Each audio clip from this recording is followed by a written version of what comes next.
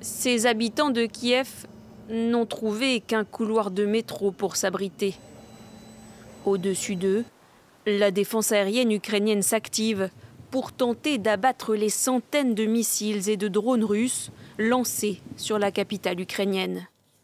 D'autres villes du pays ont également été touchées et les secouristes mobilisés à Lviv ou à Moukatchevo.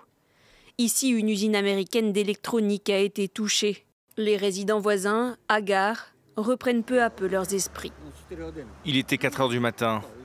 Il y a eu la première explosion. Ma femme s'est réveillée et a dit « Ça doit être un accident ». Mais je lui ai dit « Ce n'est pas un accident, c'est une catastrophe ». Je suis allé voir mes petits-enfants. Et environ 10 minutes plus tard, un autre missile a volé par ici. L'explosion était très forte. Ces villes situées à l'ouest du pays sont pourtant loin de la ligne de front. Alors que les derniers échanges entre Vladimir Poutine et Donald Trump laissent entendre que la guerre pourrait prendre fin prochainement, les frappes russes ne s'atténuent pas pour autant. Le président ukrainien Volodymyr Zelensky reste sceptique sur les intentions réelles de son homologue russe.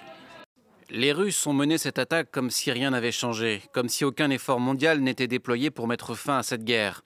Cela exige une réponse. Moscou n'a toujours pas donné de signal indiquant une réelle intention d'engager des négociations de fond et de mettre fin à cette guerre. Volodymyr Zelensky a également déclaré que la Russie renforçait actuellement ses troupes dans les régions occupées du sud de l'Ukraine, suggérant une nouvelle offensive terrestre imminente. Mais le président ukrainien n'exclut pas pour autant l'idée de rencontrer le président Poutine en personne début septembre.